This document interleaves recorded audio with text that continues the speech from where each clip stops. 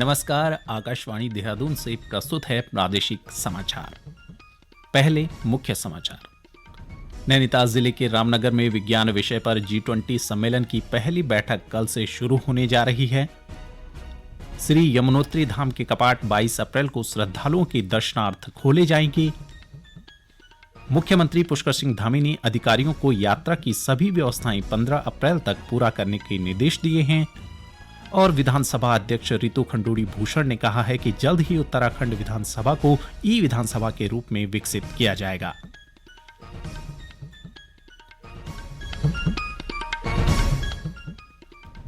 समाचारों के साथ मैं संजय भंडारी। अब समाचार विस्तार से। नैनीताल जिले के रामनगर में विज्ञान विषय पर G20 सम्मेलन की पहली बैठक कल शुरू होने जा रही है। बैठक में 70 से अधिक विदेशी अतिथि, वैज्ञानिक और सलाहकार शामिल होंगे। इन अतिथियों के भ्रमण के लिए जिम कॉर्बेट पार्क की सफारी करने की भी तैयारी की गई है। अंतर्राष्ट्रीय अतिथियों की सुरक्षा में शासन प्रशासन पूरी तरह तैयार और सतर्क है।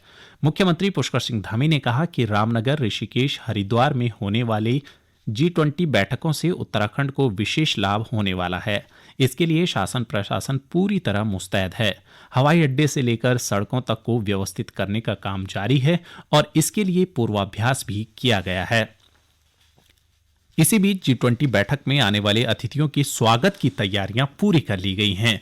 रामनगर के महाविद्यालय के बाहरी दीवारों को उत्तराखंडी संस्कृति की कलाकृतियों से सजाया गया है। मार्गों की दीवारों पर लोक संस्कृति को रेखांकित करती कलाकृतियां बनाई गई हैं ताकि विदेशी मेहमान उत्तराखंड की संस्कृति से परिचित हो सकें। सड़क के किनारे की झाड़ियां साफ कर दी गई हैं और वहां फूलों के पौधे लगाए गए हैं। भोजन में श्री अन्न के साथ ही उत्तराखंड के पारंपरिक व्यंजन भी परोसने की व्यवस्था की गई है। इसी कड़ी में नरेंद्र नगर में प्रस्तावित G20 की बैठकों के लिए ऋषिकेश और हरिद्वार को भी सजाया जा रहा है ताकि विदेशियों को भारतीय संस्कृति से परिचित कराया जा सके। श्री यमुनोत्री धाम के कपाट अक्षय तृतीया के पुण्य पर्व पर 22 अप्रैल को 12:41 पर श्रद्धालुओं के दर्शनार्थ खोले जाएंगे। यमुनोत्री मंदिर समिति ने पंचांग गणना के बाद कपाट खोलने की तिथि घोषित की है। श्री यमुनोत्री मंदिर समिति के सचिव सुरेश उनियाल ने बताया कि 22 अप्रैल को शीतकालीन प्रवास स्थल खरसाली से यमुना जी की उत्सव डोली सुबह प्रस्थान करेगी। हिंदू पंचांग की गणना के अनुसार शुभ संवत 2080 वैशाख शुक्ल तृतीया, अक्षय तृतीया जिसको कहते हैं, 22 अप्रैल 2023 9 गते वैशाख शनिवार, कर्क लग्न, अभिजीत मुहूर्त, कृतिका नक्षत्र की पावन बेला पर मध्याह्न 12:40 पर यमुनोत्री धाम में मां यमुना जी के कपाट विश्व कल्याण हेतु खोल दिए जाएंगे एवं इसी दिन मां यमुना जी की उत्सव डोली अपने भाई समेश्वर देवता की अगुवाई में प्रातः 8:25 पर अपने प्रवास स्थल खरसाली कुशीमठ से यमुनोत्री धाम के लिए प्रस्थान करेगी।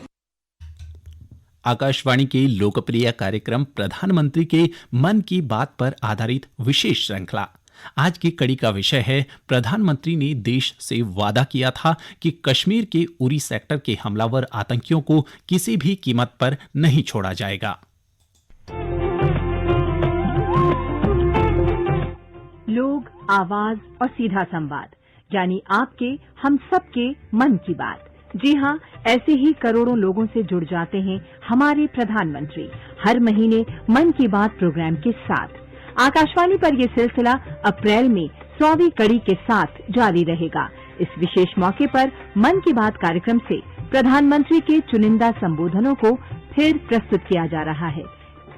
इस विशेष कार्यक्रम की 24वीं कड़ी में पेश है मन की बात का वो खास अंश जिसमें प्रधानमंत्री ने देश से वादा किया था कि कश्मीर के उरी सेक्टर के हमलावर आतंकियों को किसी भी कीमत पर नहीं छोड़ा जाएगा। मन की बात कार्यक्रम की विशेषता रही है, प्रधानमंत्री ने कभी किसी राजनीतिक मुद्दे को नहीं छुआ, लेकिन इस प्रोग्राम में प्रधानमंत्री देश पर हमला करने वाली ताकतों को चेतावनी देने के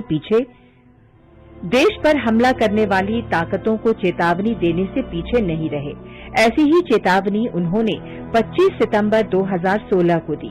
तब प्रधानमंत्री ने उरी सेक्टर के आतंकी हमले में शहीद 18 जवानों के खून के एक एक कतरे का हिसाब लेने का देश को भरोसा दिलाया था।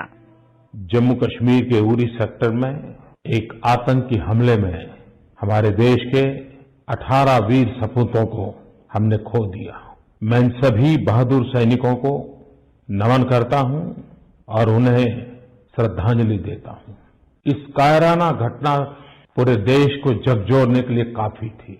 देश में शोक भी है, आक्रोश भी है, और ये क्षति सिर्फ उन परिवारों की नहीं है जिन्होंने अपना बेटा खोया, भाई खोया, पति खोया।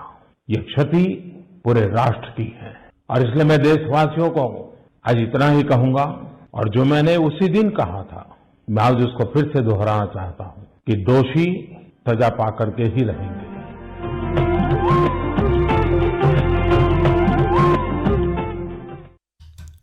ये समाचार आप आकाशवाणी देहरादून से सुन रहे हैं। चारधाम यात्रा अगली माह से शुरू होने जा रही है। मुख्यमंत्री पुष्कर सिंह धामी ने अधिकारियों को यात्रा की सभी व्यवस्थाएं 15 अप्रैल तक पूरा करने के निर्देश दिए हैं। इसी क्रम में धर्मस्व मंत्री सतपाल महाराज ने बताया कि चारधाम यात्रा को लेकर श्रद्धालुओं में उत्साह है। अब तक 6,34,000 से अधिक तीर्थयात्रियों ने पंजीकरण करवाए हैं।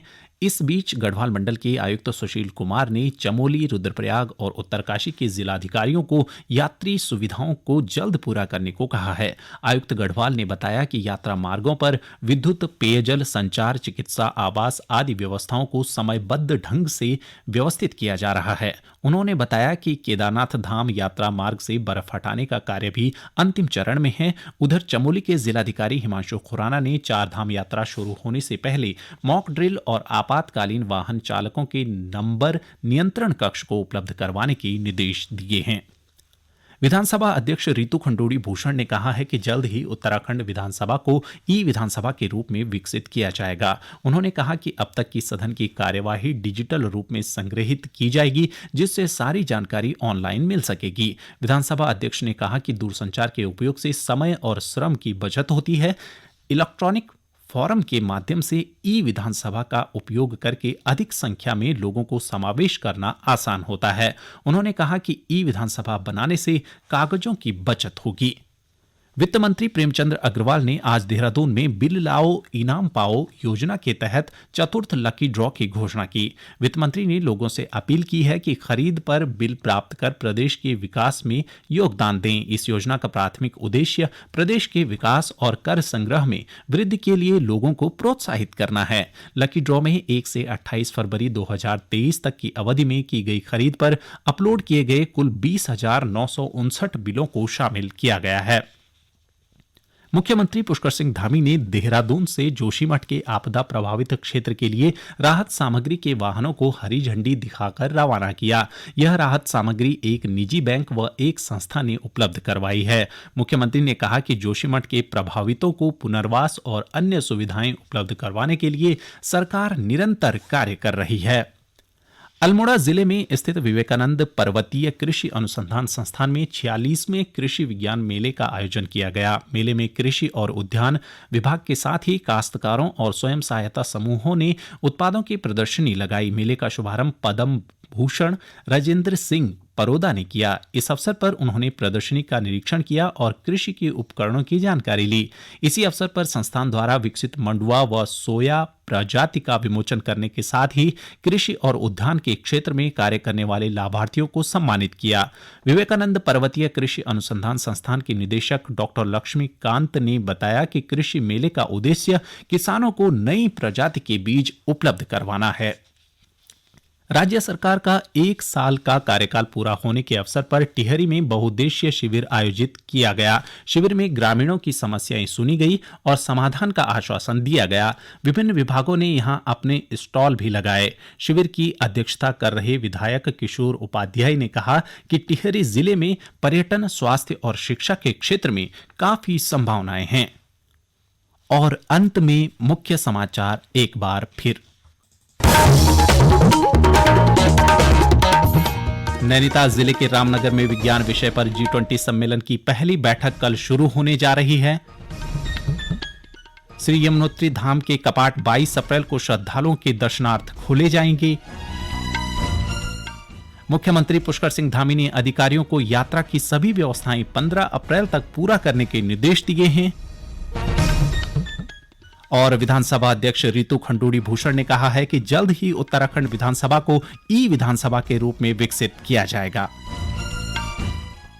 इसी के साथ ही प्रादेशिक समाचार का ये बुलेटिन समाप्त हुआ। नमस्कार।